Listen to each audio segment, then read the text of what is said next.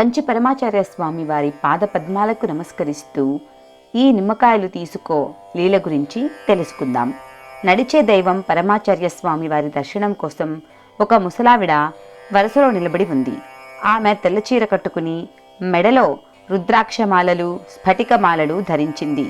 నుదుటున విభూతి రేఖలు పెట్టుకుని తన వంతు రాగానే అత్యంత భక్తి వినమ్రతతో మహాస్వామి వారికి నమస్కరించింది.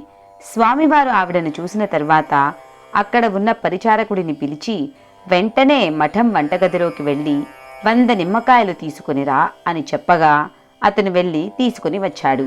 వీటిని ఆ ముసలావిడకు ఇవ్వు అని ఆదేశించారు స్వామివారు.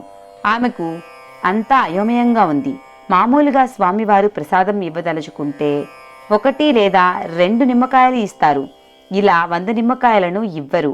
ఆమె స్వామివారి వైపు ప్రశ్నార్థకంగా చూస్తోంది. క్షుద్ర శక్తులను ప్రవేశపెట్టడానికని బజారులో నిమ్మకాయలు కొనడానికి చాలా ఖర్చు పెడుతున్నావు. అలా అభిచారిక ప్రయోగాలు చేసి ఎంతోమంది అమాయకులని కష్టాలకు గురి చేసి డబ్బు సంపాదిస్తున్నావు.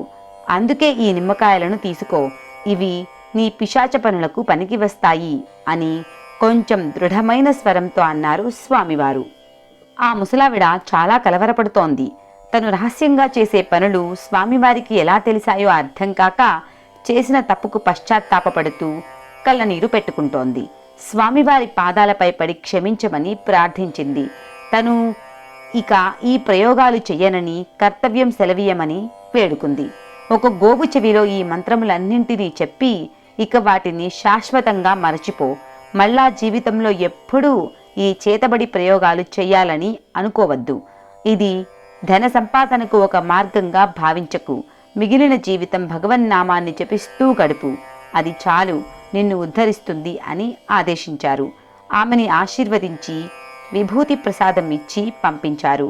ఇక నుండి నేను ఇటువంటి పనులు చెయ్యను, నా జీవితాన్ని మార్చుకుంటాను అని జీవిత పర్యంతం నిరంతరం రామనామాన్ని జపిస్తూ గడిపింది. అపార కరుణా సింధుం జ్ఞానదం శాంతరూపిణం శ్రీ చంద్రశేఖర గురుం ప్రణమామి ముదాన్వహం.